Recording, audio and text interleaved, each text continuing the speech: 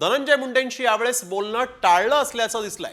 धनंजय मुंडेंकडे न बघताच अजित पवार पुढे गेलेले आहेत। मुंडेंचा अजित पवारांसोबत बोलण्याचा प्रयत्न होता, परंतु अजित पवार तिथून सरळ पुढे निघून गेलेले आहेत। चहापानाच्या कार्यक्रमात अजित पवार आणि धनंजय मुंडे हे समोरासमोर आल्यानंतर अजित पवारांनी मात्र मुंडेंशी बोलणं टाळलं आणि ते तिथून थेट निघाले आणि मुख्यमंत्री देवेंद्र फडणवीसांना जाऊन भेटले। याच वेळेस धनंजय मुंडेंनी अजित पवारांशी बोलण्याचा प्रयत्न देखील केला, परंतु अजित पवारांनी साफ दुर्लक्ष करत यावेळेस मुख्यमंत्री देवेंद्र फडणवीस यांच्याकडे ते गेलेले आहेत। चहापानातली ही थेट दृश्य।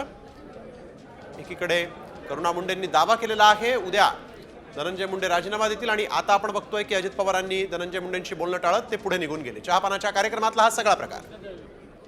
गणेश कवडे आमचे प्रतिनिधी आपल्या सोबत यावेळेस फोन लाईन वरून जोडले गेलेत। गणेश, आज या चहापानाच्या कार्यक्रमामध्ये आपण बघतोय की अजित पवार आणि धनंजय मुंडे यांचं काही संभाषण झालेलं नाहीये, त्यामुळे अनेक चर्चा सुरू झाल्या आहेत। या नंतर काही माहिती किंवा अपडेट समोर आलेली आहे का? नक्कीच गेल्या काही दिवसांपासून आहे ते धनंजय मुंडे यांच्या राजीनाम्याची मागणी आहे ती सर्वच स्तरावरून होताना पाहायला मिळते। त्यामुळे जर आज खरं तर पूर्वसंध्येला खरं तर हे चहापानाचा कार्यक्रम आहे अधिवेशनाच्या, आणि या अधिवेशनाच्या चहापानाच्या कार्यक्रमाच्या वेळेस ज्यावेळेस उपमुख्यमंत्री अजित पवार होते आणि त्यांच्याच बाजूला धनंजय मुंडे खरं तर उभे होते, मात्र धनंजय मुंडे यांच्याशी हे बोलणं आहे ते कुठेतरी टाळलेलं पाहायला मिळते आणि त्यांच्या समोरून आहे ते अजितदादा निघून गेलेले आहेत।